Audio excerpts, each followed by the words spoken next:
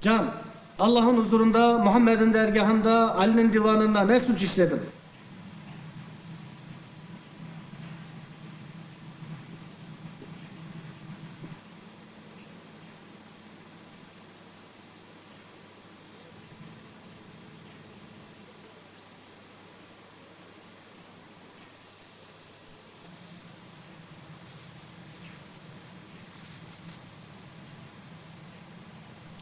Can, Allah'ın huzurunda, Muhammed'in dergahında, Ali'nin divanında işlediğin suç terk-i adaptır.